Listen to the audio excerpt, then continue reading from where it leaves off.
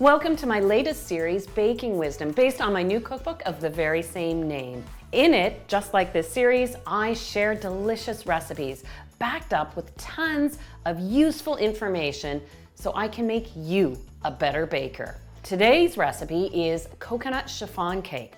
But before I get into that, you know as bakers how much we love to share information, recipes, tips, stories. And so before I jump into baking, I have the honor and pleasure of introducing you to pastry chef Helen Goh for a little visit. She's joining us virtually from London, England, as a well-known author of Sweet that she co-wrote with Yotam Ottolenghi. She's worked with Ottolenghi for over 10 years. In addition to writing cookbooks and creating recipes for publications around the globe, Chef Helen Goh has an interesting story. Born in Malaysia, she then began her professional career in Australia before settling in London, England. She has such insight into working with flavors and textures and getting creative. I just wanted to talk to her about all things delicious when it comes to baking. So please, let's welcome Helen Goh. Oh, thank you. Anyway, that was a lovely introduction. You're a recipe creator. You have this amazing cookbook. The way you approach flavor, I find, is something special. Where do you find your inspirations in terms of creating sweet recipes? I think a lot of it is informed by both my Asian heritage as well as Yotam's Middle Eastern, and that sort of cross-pollination of ideas that happens in the savory section at Ottolenghi does sort of creep into the sweet side as well.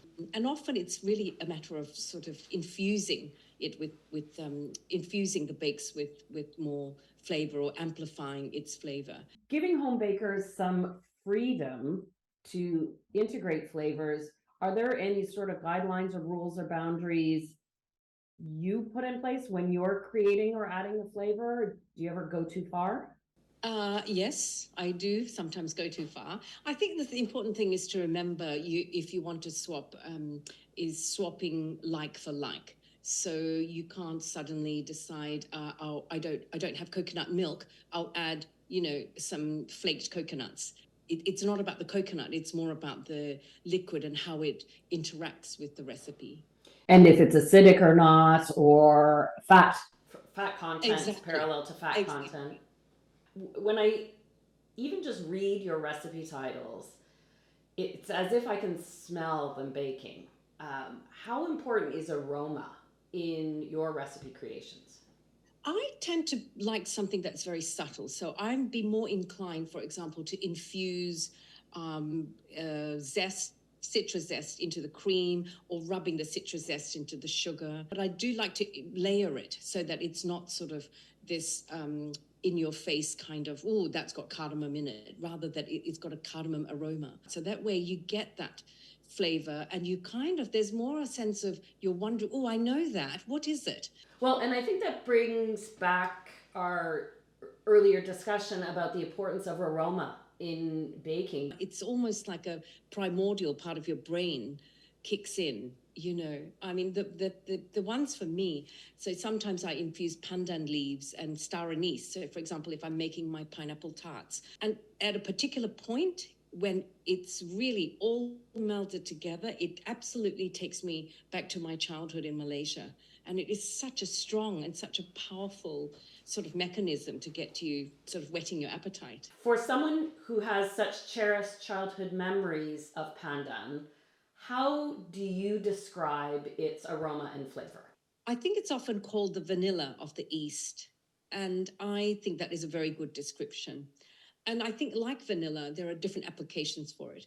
Growing up, we actually had a pandan bush, sort of very prolific pandan bush growing in our backyard. Usually, I mean, my memory of my childhood is my mother pounding the leaves in a mortar and pestle, and then, squeezing out, straining out the fiber, and using just that 1 tablespoon, it could be, of this really intense green liquid, almost fluorescent. And that would be like a tablespoon of vanilla. I would say that is quite an equivalent kind of description. Except obviously with pandan, you also get the color. If you're using frozen versus fresh, or the extract Like vanilla, can you go too far and use too much? Good question. I think with the extract, you absolutely can go too far, which is one of the reasons I don't prefer the extract, although it's very useful for a kind of little, if you wanted to augment a cake and you wanted the color, you could definitely use the extract. I think I would like to take my coconut chiffon cake recipe and add pandan to it. So the recipe calls for vanilla extract, 2 teaspoons, which is a generous amount, but you know, a chiffon cake is monstrous. All I have is the extract. Should I pare it back maybe and only use a teaspoon of the pandan? That's another good question, because from brand to brand, they also vary. You know, I think smelling, going back to aroma, smell the jar or bottle that you have. Mm-hmm. If it's very strong, you know you have to proceed with caution. I would maybe start with one, maybe taste the batter, and then go in sort of quarter teaspoon increments from there.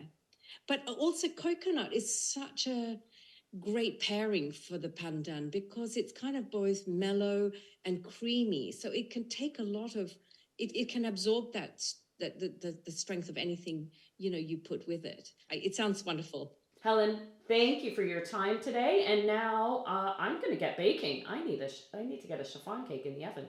Sounds wonderful. Thanks so much, Anna. I love talking to you. I'm excited to take my coconut chiffon cake recipe from Baking Wisdom and actually switch it up a little and work in some pandan flavor. As Helen was saying, it's as much about the aroma as the flavor, and we're working in some beautiful texture in this light, airy chiffon cake.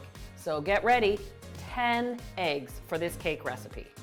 And I'm going to separate the eggs, first whipping the whites, but I want to keep the yolks. So as I separate the eggs, let's talk about what makes a chiffon cake a chiffon cake. It has the whipped egg whites, but where an angel cake relies just on the whipped egg whites, a chiffon cake also makes use of the yolks as well. And that gives the cake a nice richness to it. And it also uses oil, where an angel food cake is fat-free. It doesn't have any added oil or butter to it. A little bit of baking wisdom when it comes to separating eggs. Always crack your egg on a flat surface. You get a cleaner break. So when you pull apart the egg and then separate it by tossing the yolk between the two sides of the shell, it's a lot easier and tidier. You don't get the tiny little pieces, and you get a cleaner break of the egg. All right, I'll set aside the yolks for now. You can use electric beaters to make this recipe or use your stand mixer. And I've measured out some of the sugar, not the full recipe of it, and I'll whip these egg whites on high speed until they get foamy. Then I'll add a little bit of sugar, that gives it some stabilization, and then I'll whip them up to a medium peak.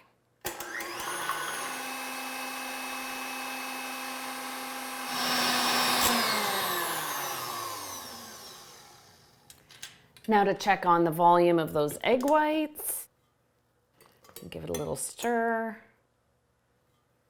That is a beautiful soft peak. It's not quite a medium peak. See how when I lift the beaters, the peak flops over? It just needs about another 20 seconds.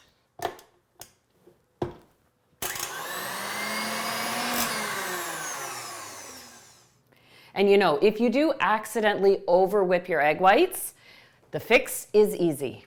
You take a little time. I always say just put on the kettle, make a cup of tea.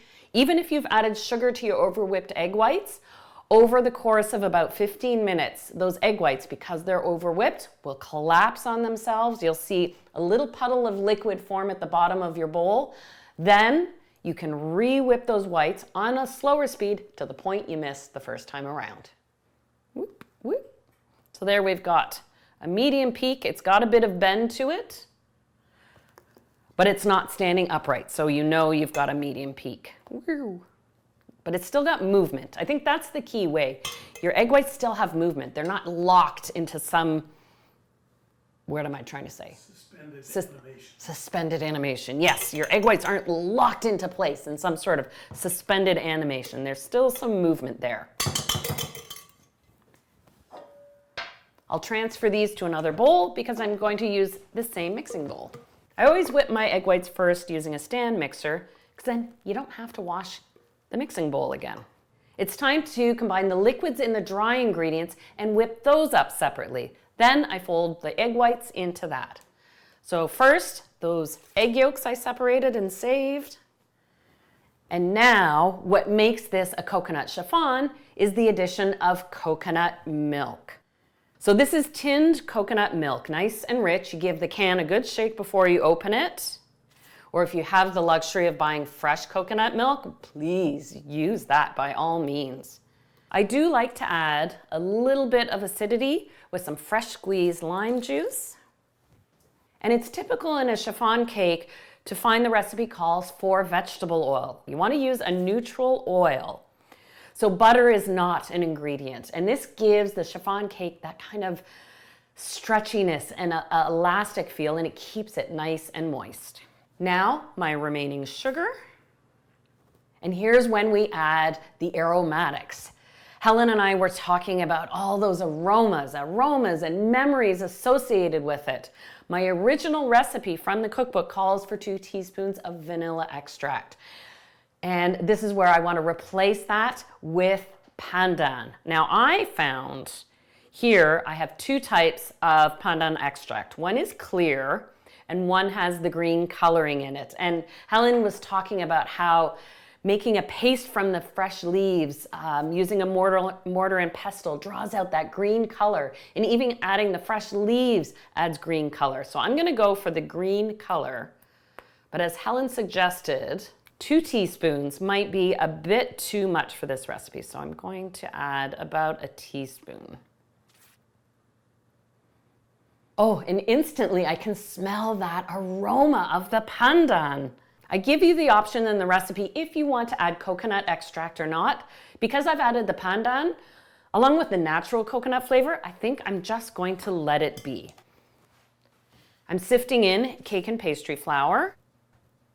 It has a lower protein content, so we'll ensure the chiffon cake is nice and tender. The set and structure really comes from all of those eggs.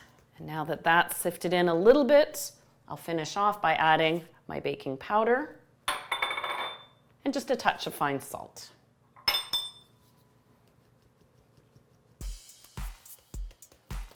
Pop this back on the mixer. I'll combine this first on low speed, then I'll let it mix on a higher speed until it's nice and smooth and has a little volume to it. It'll take about 2 minutes. Okay, this is nice and smooth. And I'm not so worried about the color intensity of this base batter because once I fold in all those whipped egg whites, it'll lighten up that color significantly. I'll add in 1/3 of the egg whites to start. And I'll just use my whisk attachment to quickly break down the whites a little bit. You kind of sacrifice the first addition of egg whites to lighten up your base batter before you add the rest. Now that I've got that folded in, you can see the color has already lightened up. In go the rest of the whites.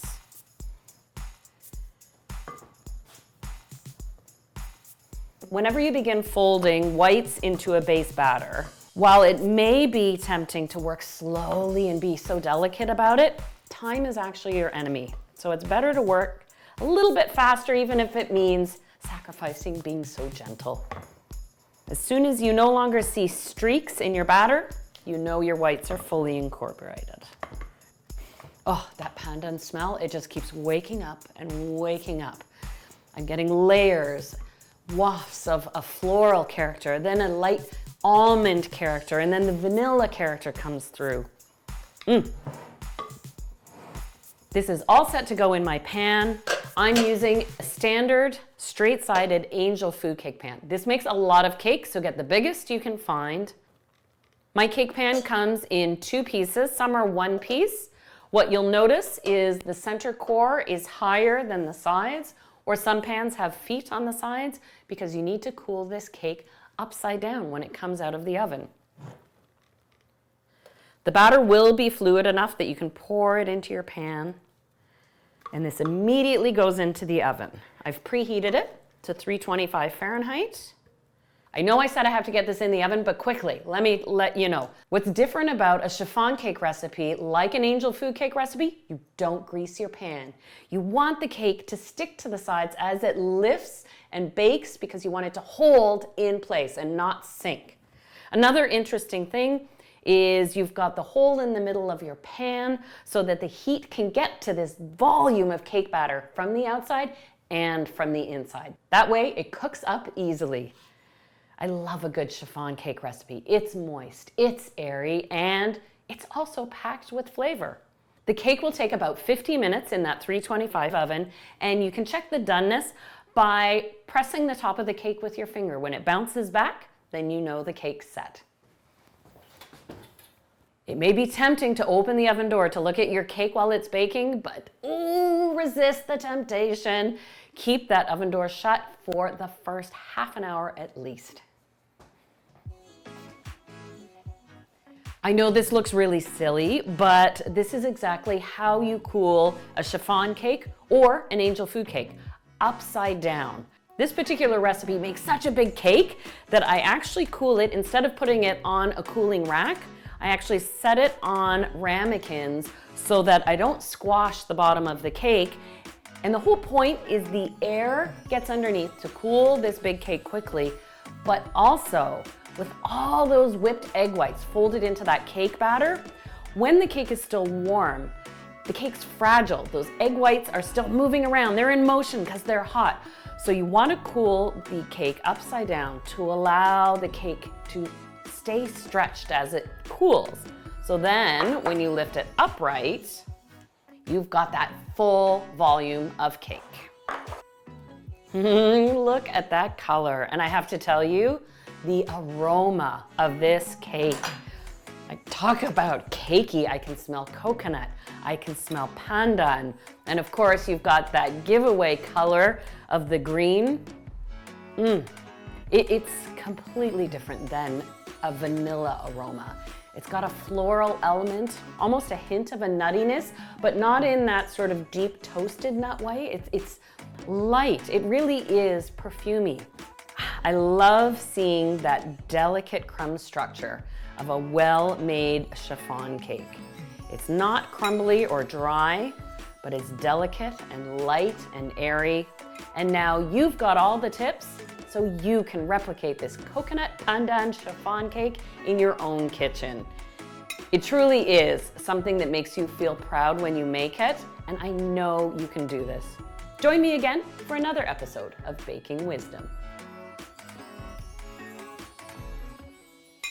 It's so moist.